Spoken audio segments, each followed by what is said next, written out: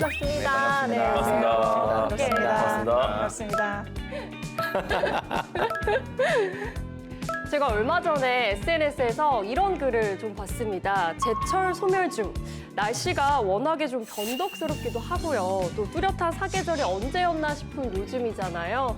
요즘 Z세대들 사이에서는 제철 감각을 알고 싶어하는 제철 코어가 유행이라고 해요. 오늘 오신 분들 중에서 Z세대와 제일 가까울 것 같은 교도님. 네, 어떻게 좀 실감을 좀 하실까요? 네, 안녕하세요. MZ 세대 궤도입니다. 저희 MZ들은 말이죠. 네네네. 기본적으로 이제 제철 코어가 있어요. 이게 뭐냐면 특별한 시기에 특별한 음식, 그걸 반드시 먹어야 된다. 네, 이게 미나리 삼겹살, 뭐 겨울철에 대방어 이런 것들을 줄 서 시간을 써서라도 반드시 먹는. 이게 사실 우리들 좀 굉장히 중요한 어떤 임무죠. 그렇다면 그 옆에 계신 우리 김미경 은평구청장님은 어떤 제철 음식 좋아하시는지 궁금합니다. 저 같은 경우에는 부모님하고 같이 살고 있기 때문에 오이에 미역을 넣어서 냉국을 먹어요. 그러면 또 식초가 약간 들어가면 새콤달콤해서 굉장히 맛있거든요. 맞아요. 그래서 사람들이 아마 그 음식을 먹고 나면 아 시원하다 이렇게 네. 많이 느낄 것 같은데 요즘 MZ 세대들은 그거를 느끼는지는 잘 모르겠어요. 맞아요. 오이는 꼭 제 세대인 것 같아요. 아 그래요? 네. 아무래도 그리고 제철 산지들이 많은 남쪽에서 오신 권기창 안동시장님은 어떠신지도 궁금합니다. 또 제철 음식 많이 있잖아요. 네, 정말 많습니다. 네. 우리 안동은 봉제사 집빈계의 문화가 상당히 발달돼 있어요. 수은자빵, 음식 디미방, 음식 절소, 온주법 등이 있는데 여기에는 모두가 제철 식재료를 사용을 한 것이에요. 안동 식혜, 안동 강고등어 정말 많은 음식이 있는데 네. 제철 음식 드시고 또 안동의 기도 많이 받아가시길 바랍니다. 네, 시장님이 안색이 밝은 이유가 있었네요. 네. 자, 우리 일상에서 사계절이 제철이 가지는 의미가 이렇게 큰데요. 이걸 누리기 위해서 찾아 나서야 한다는 소식이 한편으로는 좀 씁쓸하게 느껴지기도 합니다. 요즘 세대에게 또 아이들에게 사계절의 추억을 심어주기 위해서라도 기후 위기를 제대로 짚어봐야 되겠죠. 앞에 저희 기후 아이콘 5가지 소품이 준비가 되어 있어요. 제일 먼저 제 눈에 띄는 게 펭귄 인형이죠. 네. 펭귄은 저희의 기후 아이콘인데요. 기후행동 퍼스트 펭귄입니다. 극한 바다에 갈 때 가장 먼저 뛰어드는 펭귄, 앞으로 이렇게 날 때 가장 먼저 나는 새들이 있잖아요. 그러듯이 우리가 기후 위기에 대해서는 누구보다도 먼저 나서서 지켜야 되지 않을까. 그래서 저는 퍼스트 펭귄을 네. 제 기후 아이콘으로 삼았습니다. 네. 자, 그리고 눈에 띄는 게 또 북극곰 인형인데 저는 이거 누가 선택했는지 알 것 같습니다. 왜냐면 제가 북극 다녀온 영상을 봤거든요. 네. 궤도님이시죠? 예, 네. 예. 이거 갔다 오셔야 됩니다, 북극은 네. 정말. 지금 보면 북극곰이 굉장히 또 예쁘잖아요. 맞아요. 예, 근데 제가 만난 북극곰은 뭔가 굉장히 막 좀 포근하고 막 좀 뚱뚱하고 이런 느낌일 줄 알았는데 너무 말랐어요. 예, 왜냐면 빙하가 녹으니까 북극에서는 그 작은 뭐 유빙이나 뭐 이런 것들을 이 북극곰이 타고 다녀요. 그런데 이제 녹다 보니까 타고 다닐 만한 게 없는 거예요. 예, 그러다 보니까 이제 먹이를 구하기도 어려워지고 그런 것 때문에 사실 북극곰이 지금 굉장히 어려운 상황입니다. 생태계를 우리가 지켜줘야 된다. 그런 말씀을 드리려고 이렇게 네. 저는 북극곰을. 근데 펭귄하고 북극곰은 같이 옆에 살잖아요. 맞아요. 같이 네. 옆에 있는 이유가 있었군요. 근데 사실은 이제 같이 살기는 어려운 게 굉장한 포식자이기 때문에 그래서 이제 북극곰은 북극에만 있고요. 그 남극에는 곰이 없습니다. 아마 만나면은 펭귄들이 상당히 심각한 문제에 떨어지도록 하시죠. 네. 약간 떨어져 있는 걸로. 네. 네. 그리고 지금 또 눈에 띄는 게 바로 새 한 마리. 이 까투리는 우리 까투리는, 시장님이시죠? 네. 우리 안동에는 네. 세계적으로 유명한 동화 작가인 건정선 선생님이 계시는 것이에요. 지금 안동에 대형 산불이 났잖아요. 이 엄마 까투리가 산불이 났을 때 아기 까투리를 보호하기 위해서 날개 품속에 아기를 안고 있었어요. 그리고 산불이 다 끝난 다음에 엄마는 하늘나라로 가시고 아기는 다 살았어요. 지금 안동도 산불로 인해서 많은 심각한 위기가 있는데 엄마 까투리처럼 모성애를 가진 지도자가 있어야 된다. 자, 이번에는 되게 작은 스노우볼이 제 눈앞에 있는데 왠지 Do you wanna build a snowman? 네, 해야 될 것 같아요. 네. 우리 교수님 거시죠? 네. 이거 흔들어야 될 것 같아요. 네. 자, 이렇게 하면 흔들면 눈이 보이는데요. 저는 이제 계절 중에 개인적으로 겨울을 제일 좋아합니다. 원래 눈을 좋아하고 뭐 그래서 스키 타는 걸 사실 좋아하는데 이 지구상에 가지고 있는 그 자연 자원 중에 가장 빨리 사라질지도 모르는 게 눈이에요. 아까 빙하도 말씀하셨지만 실질적으로 눈이 가장 빨리 지금 사라질 거라고 보고 있습니다. 특히 이제 뭐 한 2100년 되면 강원도 일부 지역, 뭐 설악산 일부 지역, 아니면 한라산 뭐 꼭대기 정도 거기 빼고는 이제 눈이 없는 거죠. 아까 사실 이제 그 시장님께서 산불 얘기를 하셨는데 산불이 이렇게 심하게 많이 나는 이유 중에 하나도 겨울에 눈이 많이 안 와서 그래요. 겨울에 눈이 많이 오면 이게 땅이 촉촉하게 이제 젖을 수 있기 때문에 실질적으로 불이 나도 크게 번지지가 않아요. 근데 지금 이제 경상북도 같은 경우에 작년에 굉장히 가물었거든요. 그런 것들이 영향이 있죠. 아니 저도 눈이 오면 눈 굴리는 거 되게 좋아했었는데 그게 이제 나중엔 추억으로 또 갈 수 있다는 생각이 드니까 좀 삭막하다 이런 생각도 듭니다. 마지막 제일 큰 이 하트 인형 바로 접니다. 네. 네. 기후 행동을 하는 데 있어서 뭐 텀블러를 드는 행위든 용기 내를 하는 행위든 쓰레기를 줍는 행위는 다 이 행위의 시작이 마음에서 일어난다고 생각을 해서 항상 이 마음을 소중하고 또 귀하게 생각을 하고 있습니다. 자, 요즘 일기예보에서 자주 들리는 말이 있죠. 계절이 무색하게라고 예보를 시작을 한단 말이에요. 2024년 기상청 발표에 따르면 10명 중에 9, 그러니까 89.9%의 응답자가 우리나라가 기후위기에 직면해 있다라고 답변을 했어요. 그러면은 여기서 잠깐, 요즘에는 기후변화보다 기후위기라는 표현을 더 많이 쓰고 있잖아요. 사실 우리나라 이제 그 기본법에도 보면 기후 변화와 기후 위기를 다르게 보고 있어요. 기후가 변하는 건 굉장히 자연스러운 거거든요. 변할 수가 있어요, 원래. 왜냐하면 이 지구라는 행성이太阳에서 에너지를 받으면 많이 받으면 뜨거워지고 적게 받으면 차가워지는 거예요. 근데 그게 굉장히 천천히 진행돼요. 근데 지금 우리가 기후 변화라고 말하는 건 너무 빠르게 움직이는 게 문제인 거죠. 한 번도 뭐 인류 역사상 100년에 1도씩 움직이고 이런 적이 없었으니까. 근데 지금 기후 위기라는 건 뭐냐면 이런 변화가 어떤 생명체, 인간, 모든 생태계에 위협을 가할 정도의 수준에 도달했다. 뭐 산불, 뭐 폭염, 홍수 그런 것들이 이제 인간에게 위기를 초래하기 때문에 사실은 더 이상 기후 변화가 아니라 기후 위기라고 이제 표현을 하는 거죠. 여기에서 우리가 영남 지역의 대형 산불 이야기를 빼놓을 수가 없잖아요. 캘리포니아나 호주, 해외 뉴스로만 보던 산불이 우리 눈앞에서 벌어져서 정말 믿을 수 없는 충격 그 자체였어요. 과거의 산불과 달라서 진화에 어려움을 겪은 그런 영상들 보면서 저도 솔직히 좀 무서우면서도 한편으로는 그 지역에 계신 분들이 굉장히 많이 걱정이 되더라고요. 정말 한 번도 겪어보지 못한 산불인데요. 우리 안동의 면적은 수도 서울의 2.5배입니다. 얼마만큼 불이 타느냐 하면 서울 면적만큼 불이 타버렸어요. 가장 어려웠던 것이 뭐냐면은 이 주민들이 집이 타버렸으니까 갈 데가 없잖아요. 몸밖에 없는 거예요. 살 집이 필요한 거예요. 이번 산불 기간 동안에 3일 동안 안동시 전체가 연무로 휩싸였어요. 호흡기 내과에 환자들이 넘쳐 흘렸습니다. 정말 숨을 못 쉴 정도로 맞아요. 앞이 안 보일 정도로 네. 3일 동안 전에 이렇게 된 원인이 뭐냐면 산에 낙엽이 많은 거예요. 낙엽이 많이 쌓이는데 1m가 쌓여 있어요. 1m가 쌓여서 불이 들어가려면 연기가 한꺼번에 타질 않고 서서히 타기 때문에 연기가 엄청나게 많이 나는 거예요.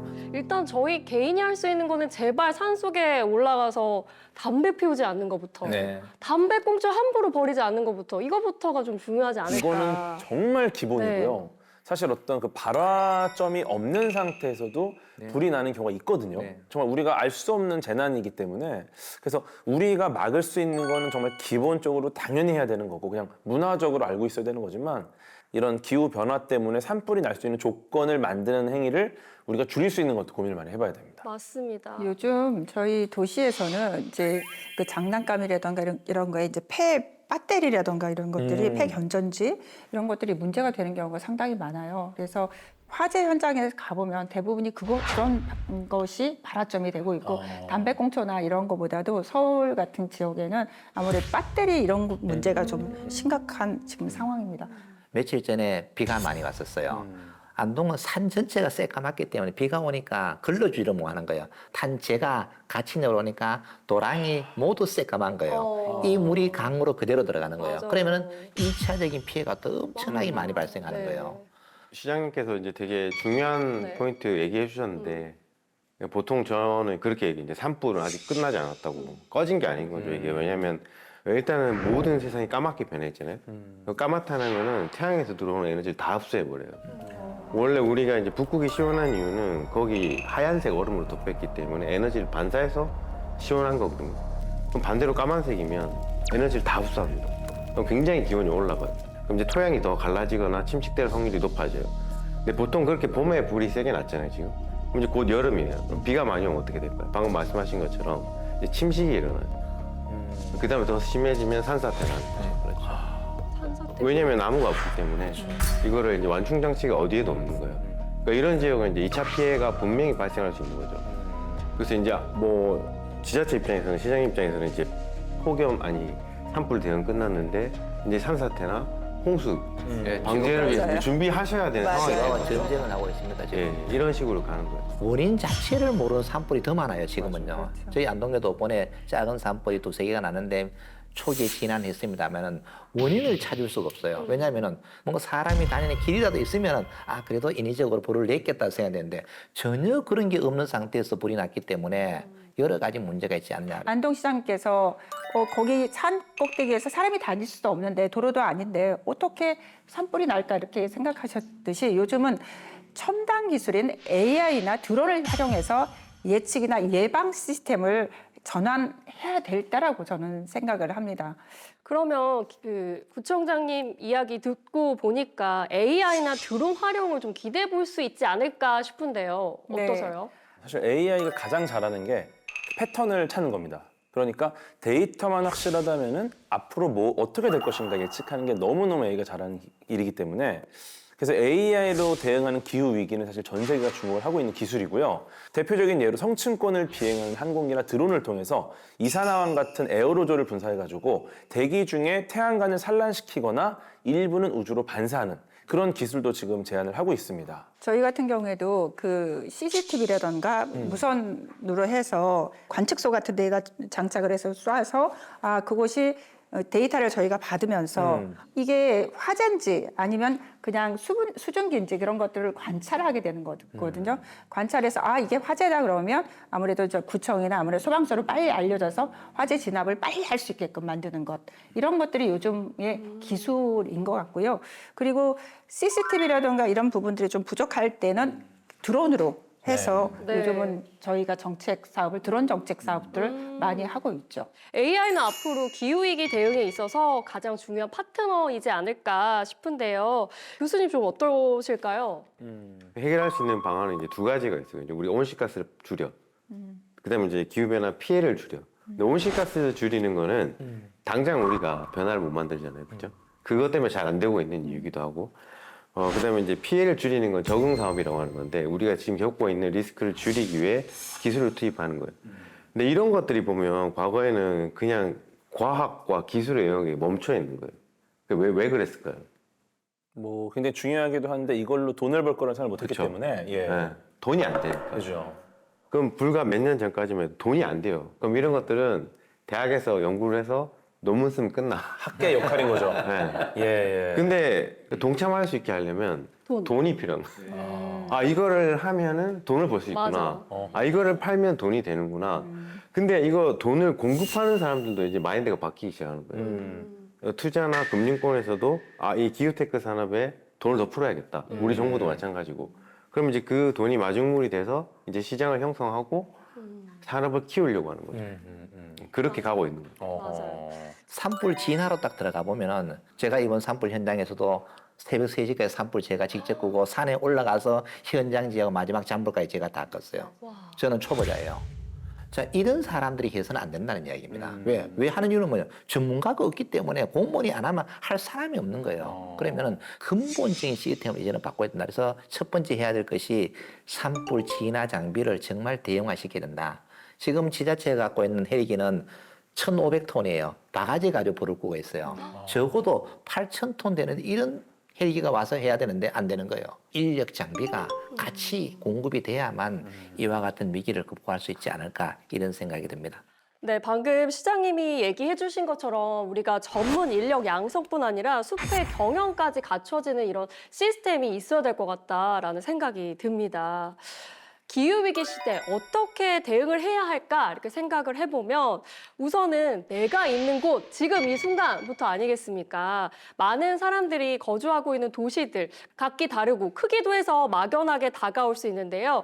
우리가 기후위기를 말할 때 내가 사는 도시를 꼭 들여다봐야 하는 이유가 무엇일까요? 지금 우리가 도시를 눈여겨봐야 하는 이유가 두 가지가 있는데 첫 번째는 이제 도시는 기본적으로 기후변화를 일으키는 주범인 거죠. 에너지에서 가장 많은 화석연료를 사용하고 있고 그래서 이제 온실가스 배출이 많이 일어나는 건데 에너지 기반 화석연료 배출의 거의 70% 80% 이상이 도시에 의한 거죠. 왜 발전소에서 석탄을 많이 뗄까? 도시에서 전기를 많이 쓰는 거죠. 우리 서울 같은 데는 외국에 있는 친구들이 그렇게 얘기합니다. 여기는 never sleep city라고. 24시간 내가 원하는 모든 걸 다 할 수 있어요. 그렇죠. 그러네요. 또 이상한 아이러니하긴 하지만 우린 또 가장 큰 피해자기도 해요. 왜냐면 똑같은 비가 많이 왔어요. 주중호가. 그럼 여기 인구 밀집도가 높아요. 인구 밀집도가 높기 때문에 한 번 때렸을 때 타격감이 굉장히 센 거죠. 그다음에 두 번째는 고가 인프라가 너무 많아. 이제 그것 때문에 이제 피해가 커지는 거고 또 반대로 또 뭐가 있냐면 너무 낡은 것도 많아요. 그래서 금방 부서지는 거예요. 그래서 결국은 도시는 또 가장 큰 피해자이기도 해요. 네, 온실가스의 대부분이 도시에서 발생을 하고 특히 오래된 도시들이 이상기후에 대한 피해 규모가 크다 이렇게 교수님께서 이야기를 해주셨는데요. 이를 위해서는 도시끼리의 네트워킹이 중요하지 않을까 싶습니다. 시대에 따라서 변하는 새로운 교육도 당연히 필요하겠죠. 저도 이번에 조사를 하면서 알게 됐는데 전국 평생학습 도시협의회가 있다고 들었어요. 도시는 여러 가지 환경 문제부터 시작해서 교수님 말씀처럼 그 환경의 주범이기도 하고 열 에너지부터 많은 것들이 그 문제가 되고 있는데요. 이런 문제들을 학습해 가면서 배워가면서 실천하는 도시들을 말하는 겁니다. 기후 위기에는 한 사람 한 사람의 실천도 중요하지만 도시 전체가 함께 해결해야 될 문제들이 굉장히 많이 있죠. 그래서 은평은 평생학습 도시로 가입이 되어 있고 또 전국적으로도 202개의 평생학습 도시들이 있습니다. 안동시는 2003년도에 평생학습 도시로 지정이 돼가지고 지금 현재 한 23년 차 지금 진행을 하고 있는데 결론적으로 말씀드리면은 태어나서 무덤까지 갈 때까지 교육받고 그 교육받은 내용을 실천하자는 겁니다. 모든 것이 시민 중심으로 이루어진다. 특히 안동은 인본 정신의 본향입니다. 특히 안동에서는 리더스 스쿨이라는 것을 만들고 있어요. 이분들이 모여가지고 1년 동안 교육받으면서 안동의 문제가 과연 뭔가? 이 문제를 해결하는 어떻게 해야 되는가? 예를 들면 요사이 반려견이 많잖아요. 근데 반려견을 가지고 사는 건 좋은데 문제가 뭐냐면은 길거리 다니면서 막 배변을 막 봐버리는 거예요. 이런 현실적인 문제들 우리가 함께 고민하고 그것을 해결하기 위한 방안을 지금 많이 강구해서 시민들이 지금 좀 만족해하지 않는가 이런 생각을 가지고 있습니다. 자, 내가 사는 도시에 내가 주인이 되어서 배움으로 연결되는 도시가 평생 학습 도시다. 이렇게 기억하시면 좋을 것 같습니다. 자, 이번에는 우리 용인에서 아이들이 기후위기 생태학습 현장을 한번 따라가 보도록 하겠습니다. 과거 시험 응시자에게 고함. 지구 곳곳에는 폭설, 태풍, 가뭄, 홍수, 한파 등과 같은 이상기후 현상이 일어나고 있습니다.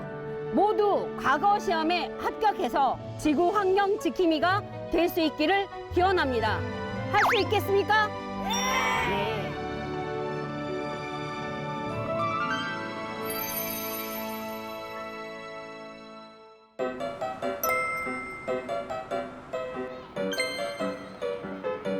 왜 모여 있을까?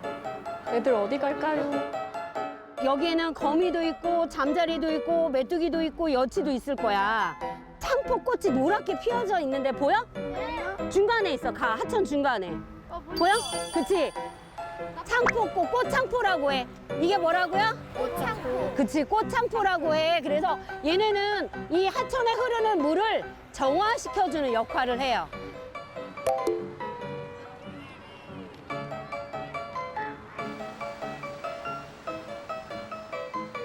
아카시아에는 꿀이 많이 들어있어요, 이 꽃이.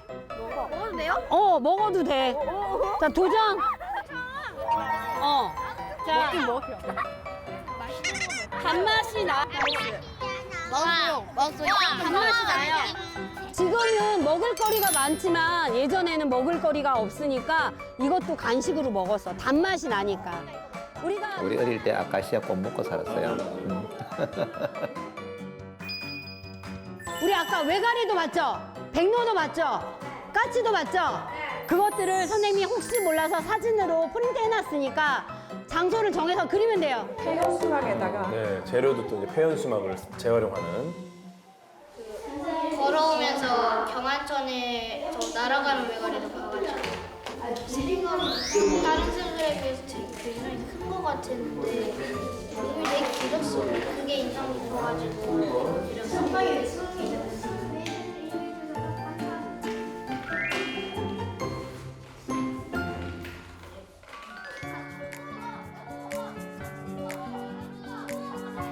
용이에요? 용인데 용? 아, 용인이라서 용이. 아, 그런가 보다. 안녕하세요, 여러분. 반가워요. 네, 반가워요. 아유, 멋있어요. 시장 아저씨예요. 시장 누군지 알아요? 옛날에는 어사한테 마패를 이렇게 줬는데 여러분들께 상을 마패 형식으로 만들어서 여러분들께 주고 환경을 잘 가꾸는 일을 함께 해보겠다는 생각으로 이렇게 여러분들 응원하러 왔어요. 이 반은 지구를 사랑하고 환경을 지키는 마음이 누구보다 크기에 어린이 기후 어사대로 유명하노라. 자.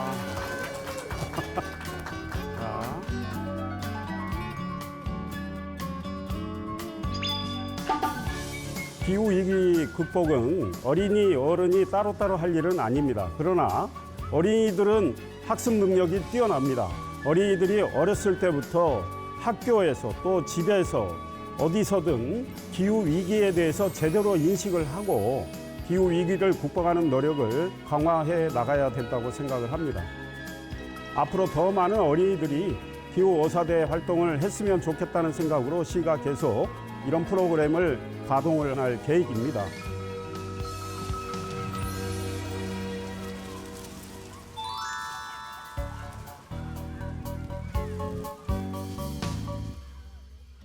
방금 아이들이 기후 어사대 나가신다 이러면서 다양한 생태 체험하는 모습이 굉장히 인상 깊었습니다.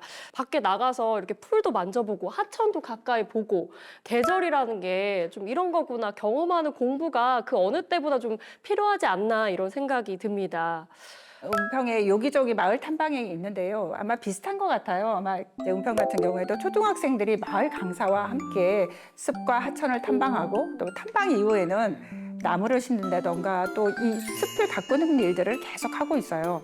무엇보다도 아이들뿐만 아니라 강사와 주민들도 같이 참여를 하고 있는데요.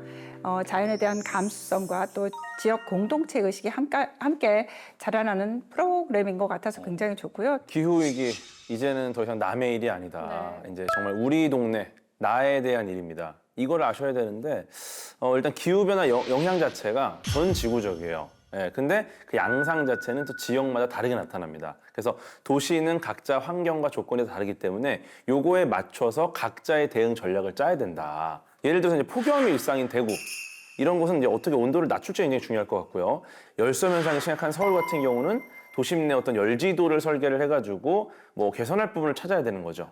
예를 들어 산업단지나 인구 밀도가 복합적으로 이제 작용하고 있는 수원이나 인천이나 세종 같은 중간 규모 도시, 이런 것들도 다 기후위기를 경험하는 방식이 다르기 때문에 어떤 식으로 대책을 짤 것인가, 이게 너무너무 중요하다는 거죠. 맞습니다. 그래서 기후위기 하면은 굉장히 글로벌하고 전 지구적인 문제구나. 이거를 해결하기 위해서 이제 어떤 뭐 인류가 함께 뭘 해야 된다. 알고 있지만 뭐 인류가 뭐 어떻게 해결할 거예요? 뭐 연락합니까, 인류가? 안 한단 말이에요. 평소학습 도시는 하고 네. 있어요. 같이 연결해서. 아니, 인류가 연결을 하지만 어디 저기 뭐 전 지구적이니까 뭐 호주 쪽에도 연락하십니까? 진짜요. 호주에도 연락하세요? 그럼요. 호주하고도- 네덜란드 쪽도 연락하시고? 그럼요. 네, 중요한 게 정말 전 지구적인 문제라고 생각하지만 이 고민 자체는 로컬의 문제로 시작을 해야 된다. 맞아요. 네, 그래서 어차피 이 은평구도 로컬의 문제로 시작을 해서 넓혀나가는 거잖아요. 맞습니다. 실천하는 게 가장 중요해서 맞아요. 주민들이 다 실천하게 만드는 거가 필요한 겁니다. 그러니까 지금 움직이려면 결국 내 주변부터 움직여야 돼요. 맞습니다. 청소하자. 그럼 일단 주변을 쓸어야지. 뭐 전지구적으로 우리가 언젠간 청소하겠지라고 하면 결국 누구도 청소하지 않는다. 우리의 바다 역시 몸살을 심하게 앓고 있습니다. 기후위기로 제주 바다가 어떻게 변하고 있는지 현장 살펴보시죠.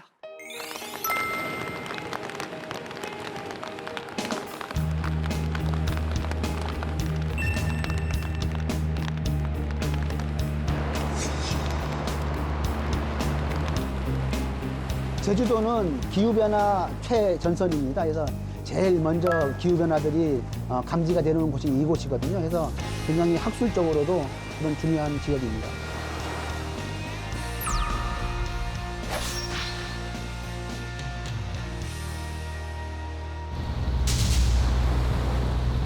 오늘은 날씨가 비는 오지만은 시야는 잘 괜찮습니다. 투명도가 괜찮은 편이고 조사하는 데는 이상이 없을 걸로 그렇게 생각합니다. 물속 들어가시는구나.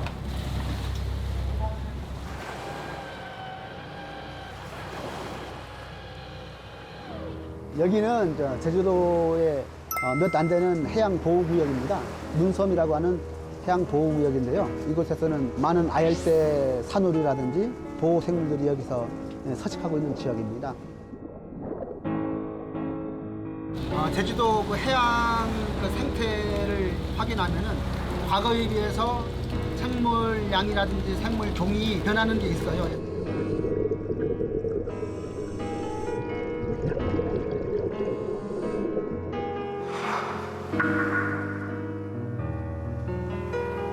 먹이원으로 잘 안 이루어지는 석회조류들이 그 지역을 점유하면서 최종적으로는 하얀 석회층으로 이렇게 변하는 현상이 백화 현상, 갯녹음 현상이라고 합니다. 지금 갯녹음이 가장 심하게 이루어지고 있는 지역들은 한 수심 5m 정도 되는 지역이거든요. 그래서 이 5m 지역은 우리 해녀분들이 직접 조업을 하는 어장입니다. 저는 어종이 다 바뀔 텐데. 바닷가 하얗게 되면 해초로가 안 나와요. 전복이든 소라든 문어든 이 수물태 있어야 이제 존재하는데 지금 수물태가 없으니까 한 3년 전에부터는 전혀 없어요.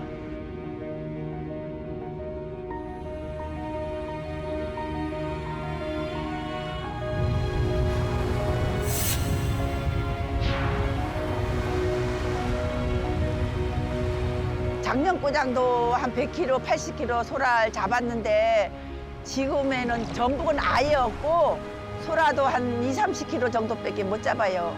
물건이 그렇게 많이 줄여져서 3분의 1도 없어요, 물건이. 우리 해녀들은 바다가 살아나야 살 건데 지금 걱정 아니에요. 바다는 어머니와 같은 곳이거든요. 우리 시민들이 먼저 해양 생태계가 어떤 곳인지를, 이 해양 생태계 왜 보존을 해야 되는지를 잘 알았으면 좋겠고, 여러 가지 것들이 최종적으로는 다 바다로 들어올 건데 쓰레기 버리거나 아니면 플라스틱이나 이런 것들, 어구라든지 이런 것들이 바다에 내려오지 않도록 사전에 이렇게 관리를 하는 게 굉장히 중요하다고 생각합니다.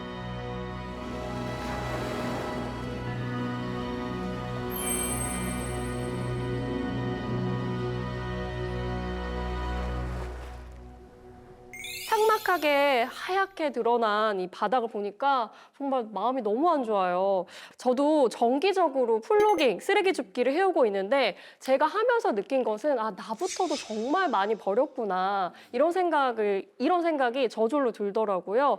그래서 플로깅을 사실 하면서 뭐 이거는 힘들지 않거든요. 근데 사실 제일 힘든 거는 이런 멘트 때문이에요. 그런다고 뭐가 달라지냐. 사실 이 멘트를 받을 때 굉장히 좀 우울하기도 하고 좀 침울해지더라고요. 정말 공감하는데요. 저도 주민들과 매년 대청소를 하거나 또 플로깅을 하는데요. 이거 한번 한다고 뭐가 달라져? 이렇게 말씀하시는 분들이 꽤 있어요. 이런 말씀을 들을 때마다 저도 마음이 무거워지는데요. 행정의 입장에서도 마찬가지예요. 어떻게 보면 늘 빠른 성과를 보여달라고 하는 요구들도 있고 시민들께서도 같이 이렇게 가보자라고 하면 아직 급한 일이 아니잖아요. 이렇게 이제 반응도 하시는데 뭐 그럴수록 저는 이렇게 생각을 하려고 합니다. 지금은 당장 이렇게 실천하는 것들이 작아 보여도 실천이 쌓아가면 쌓아갈수록 어떻게 보면 변화가 시작된다 이렇게 저는 생각이 들어요. 안동시 사례를 제가 하나 소개시켜드리면 참 어려운 이야기인데 안동시는 내년에 실천 운동을 하고 있거든요. 내 집 앞, 내 가게, 내가 청소한다. 처음에는 많이 힘들어했는데 1년이 지나고 어떤 변화가 생겼느냐. 아마 대한민국에서 안동만큼 깨끗한 도시가 없을 정도로 정말 도시가 깨끗해졌어요. 결국은 뭐냐면은 시민들의 자발적인 참여로 이루어져야지 행정에서 뭘 아무리 한다고 해도 되질 않더라. 왜냐하면 버리는 사람은 수십만 명이고 죽는 사람은 10,000명밖에 안 되면 방법이 없는 거예요. 그래서 시민들 스스로가 함께 참여하니까 결국은 해결이 되더라. 그런데 시간은 좀 걸렸어요. 한 2년 정도 시행을 했는데 지금 상당히 좋은 효과를 거두고 있습니다. 맞아요. 시간이 걸린다. 그게 중요한 말씀 해주셨는데 이게 눈에 보이는 성과가 바로 드러나지 않기 때문에 사실 설득하기 어려운 부분이 있기는 있어요. 궤도님 같은 경우에도 강연을 많이 다니시면서 분리수거한다고 뭐가 달라져요? 이런 질문 종종 받지 않으셨을까 싶어요. 뭐 일단은 지금 이 기후 위기에 대응하기 위해서 가장 많이 하고 있는 게 뭐냐, 가장 효과적인 방법이 뭐냐, 그럼 대부분 분리수거를 손을 드세요. 근데 실제로 가장 효과적이라고 보는 방법과 가장 효과가 있는 방법이 차이가 많이 납니다. 분리수거가 정말로 효과적이냐, 정말 많은 탄소 배출을 줄일 수 있냐, 그렇게 보면 거의 최하위에 있어요. 제일 탄소를 줄일 수 있는 방법, 제일 좋은 거는 사람 한 명이 사라지는 겁니다. 네. 사람 한 명의 탄생, 거기서 엄청난 탄소가 이제 시작을 하는 거죠. 근데 이제 문제는 그렇게 해서 사람을 태어나지 않게 하는 게 좋은가? 인류 감소, 지금 어떻게 보면 인구가 줄어들고 있고 출산율이 저하되고 있는 거 지금 우리나라 최저잖아요. 이거는 인류 존속의 문제가 생길 수 있는 너무 큰 문제입니다. 그러니까 어떻게 보면 이거를 탄소를 줄이는 데 활용한다는 거는 그냥 인류 자체에 문제가 생기는 거예요. 그러니까 이건 절대 고민할 수 없는 문제기도 하고, 그 다음에 중요한 게 뭐 비행기 타지 않는 거, 자동차 타지 않는 거, 이거 사실 불가능하겠죠. 이런 측면에서 결국 우리가 할 수 있는 거는 분리수거밖에 현실적으로 남지 않는다. 예, 그래서 어떻게 보면 이 분리수거가 가장 효과적이진 않지만 결국 할 수 있는 건 분리수거밖에 없다. 예, 그리고 재활용 측면이 아니라 재사용 측면이라면 또 도움이 되는 부분도 있으니까 일단 할 수 있는 걸 해야 됩니다. 은평구는 우리 작년에 30만 명이 사용을 했고 또 150곳에서 일주일에 한 번씩 350명이 분리수거를 하고 있어요. 그리고 이게 겨울이나 또 여름이나 한겨울이나 추울 때는 할 수가 없잖아요. 그래서 AI 분리기라고 해서 AI가 24시간 분리수거를 지금 하고 있습니다. 어떻게 보면 자발적인 실천들인 거죠, 주민들의. 네, AI 분리수거 정말 반가운 소식이네요. 기후위기로 인한 암울한 이야기들이 많아도 한편으로는 기술이 발달하면서 대비할 수 있는 방법도 늘어나고 있다는 사실 잊지 않으시면 좋을 것 같습니다. 기후 기술에 대해서는 정수정 교수님께서 이야기해 주시면 좋을 것 같아요. 네. 먼저 기후 완화 기술은 온실가스를 줄이는 거예요. 우리 재생에너지 쓴다든지 직접적으로 줄이는 건 아니지만 뭐 전기차를 탄다든지, 그다음에 이제 기후 적응 기술은 이제 피해를 줄이는 기술이죠. 아까 예를 들면 뭐 인공지능 산불이 났을 때 연무가 어떻게 확산될지를 빨리 파악해서 알려주면 피해를 줄이는 거죠. 그리고 이제 세 번째가 이 두 개가 합쳐진 거예요. 제일 좋은 기술 중에 하나죠. 이제 완화도 하고 온실가스도 줄이고 적응도 할 수 있는 기술. 이런 기술이 뭐가 있을까요? 뭐가 있을까요? 뭐가 있을까요? 재생에너지? 간단한 게 있을 것 같은데요. 아, 나무 나무 심는 거. 나무는 우리가 숲을 보존하는 거는 기후 변화에 대한 완충 장치도 할 뿐만 아니라 탄소도 흡수하기 때문에 두 가지 기능을 다 가지고 있는 기술이죠. 나무 심기, 이게 첨단 기술들이 진보를 하고 있어도 쉽게 우리가 할 수 있는 방법 중에 하나, 나무 심기라는 거 기억하시면 좋을 것 같습니다. 결국엔 우리가 동네 다니면서 보는 사소한 행동, 또 거기에 정답 있지 않을까 싶습니다. 바로 우리 뒤에만 해도 나무가 함께 있으니까요. 네. 어린 시절부터 배워야 할 것들에 이제는 나무 심기도 포함이 되어야 하지 않을까, 이런 생각이 듭니다. 자, 마을 정원 만들기에 참여한 수원의 아이들 함께 만나보겠습니다. 우리 안녕 인사해주세요. 안녕. 우리 안녕.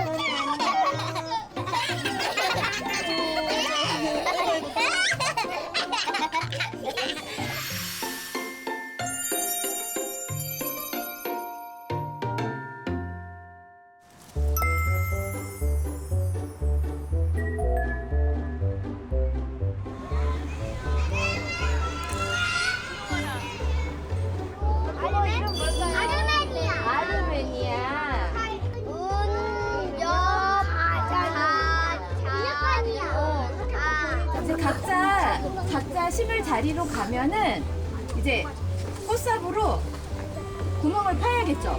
콱콱.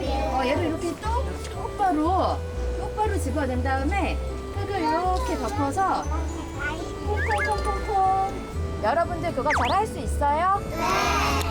그러면 누가 제일 잘하나 선생님이 볼 거예요. 야, 저는 귀여운 아이들이 있네요. 예.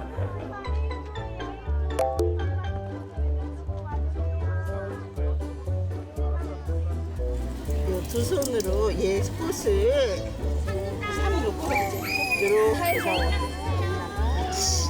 흙을 그렇죠. 어우 잘하네. 아 귀여워. 친구야 여기 눌러줘. 아까 나무 심었지? 지렁이 꼴이 있다. 도시에 사는 아이들은 제가 어렸을 때 자랐던 것처럼 자연을 느끼지 못하고 이런 것들이 많기 때문에 또 아이들도 이런 식물 속에 같이 있는 곤충이나 이런 것들을 경험하지 않을까 해서 같이 하게 됐습니다. 구멍이 엄청 크죠? 손 놓고 이렇게 눌러보세요. 그렇지. 눌러보세요. 눌러보세요. 옳지. 잘했어요. 잘했어요.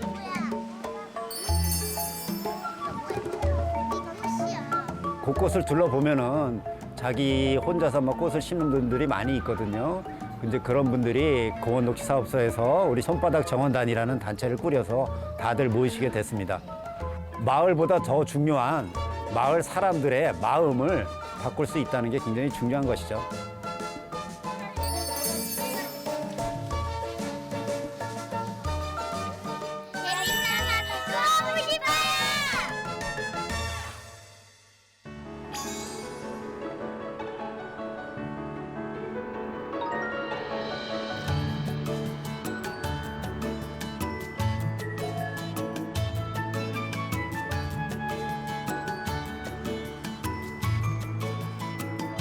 기존에는 단순하게 좀 노후화된 띠녹지만 있었던 길이고요. 여기에 저희가 교목과 관목 그리고 다양한 초화류들을 최대한 많이 활용해서 다층식 저탄소 정원으로 조성을 해봤습니다.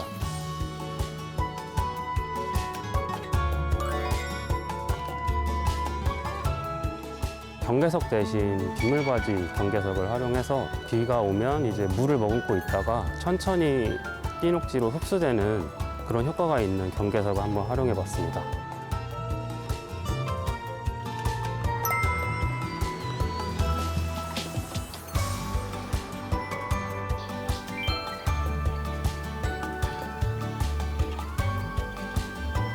푸른 식물들을 많이 키우면 마음의 정화도 할 수 있고 기후 위기에 대응할 수 있는 그런 계기가 되지 않을까 생각하고요. 누구든지 꽃도 많이 키우고 이런 정원 많이 만들었으면 좋겠다는 생각을 합니다.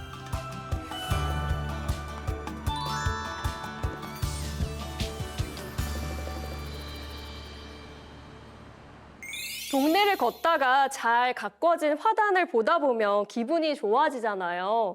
동네마다 보이지 않는 정원단이 있어서 우리 눈이 더욱더 즐겁지 않았나 이런 생각이 듭니다. 이런 마을의 활동들이 모여서 산불 예방이나 미세먼지 저감, 또 생물 다양성 회복은 물론 배움이 일상이 되는 지속 가능한 마을을 만든다고 봅니다.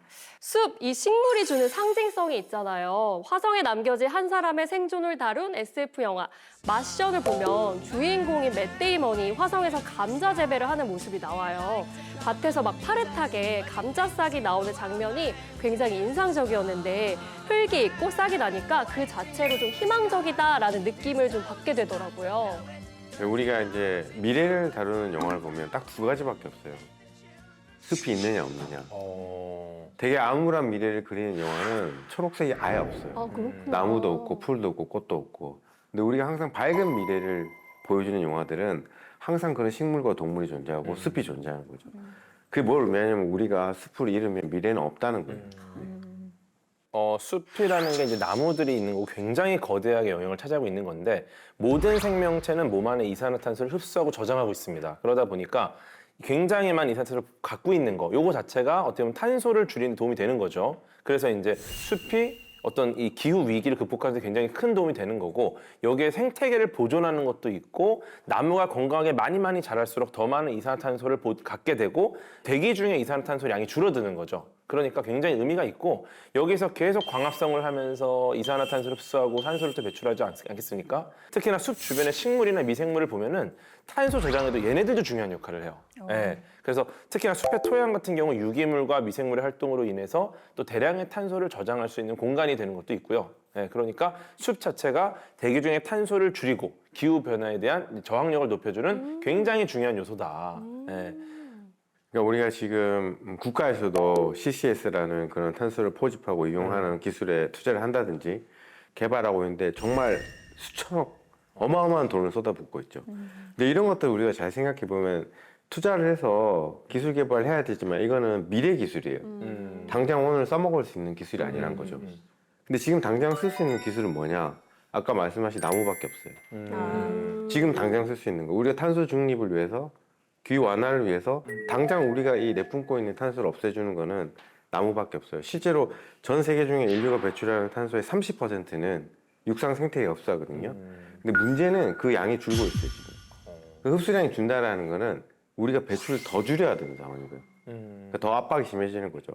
그래서 지금 우리가 이 가용할 수 있는 자원, 이 나무, 이 생태계를 잘 지켜야 되는 거예요. 그러면 오늘 우리가 보면 분리수거하는 거하고 나무 심는 것들이 결론적으로 두 가지는 결론을 가지고 가게 되는 것 같아요.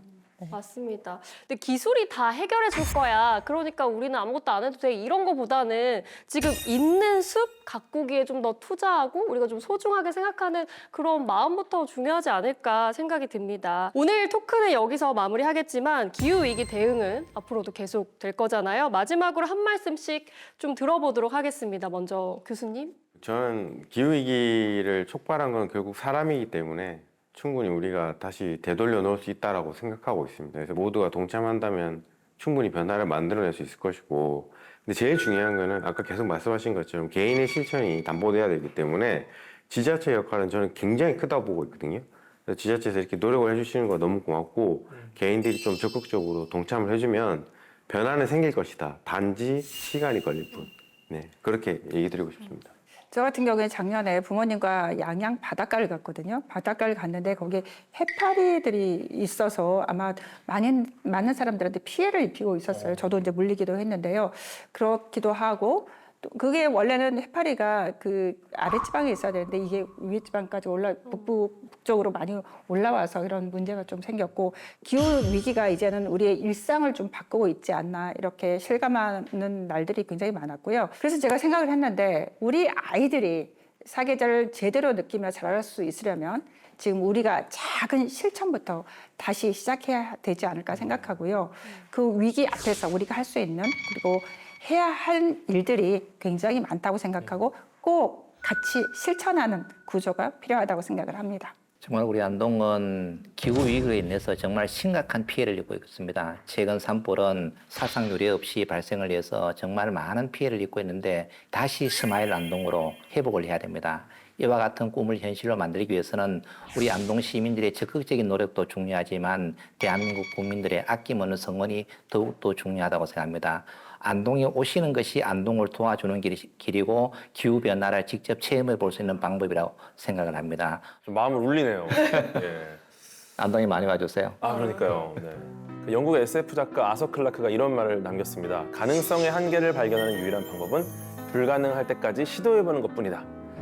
기후변화나 환경 문제 역시 지금 눈앞에 있는 일종의 어떤 제한이지만 이걸 넘어서 훨씬 많은 가능성의 세계로 나아가야 됩니다. 단순히 뭐 이렇게 해야 된다, 우리 이렇게 하자, 홍보해야 따라가는 시대는 이미 지났고요.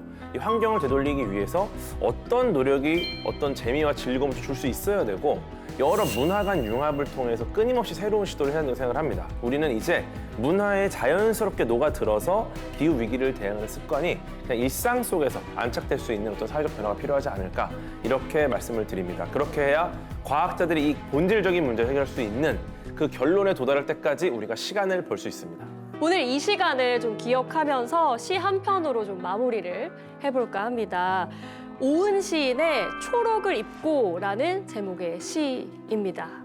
초록이라고 말해보자, 풀처럼 휘어지자, 나무처럼 뻗어보자, 바다처럼 깊어지자, 지구처럼 둥그러지자, 지구처럼 묵묵하게 10개 나이테가 수놓아진 초록을 입고 한바탕 울창해지자. 네, 여기까지였습니다. 저희도 다 함께 울창할 수 있도록 네. 네, 감사 인사 다 같이 한번 해볼까요? 네. 함께 해주신 여러분 고맙습니다. 고맙습니다.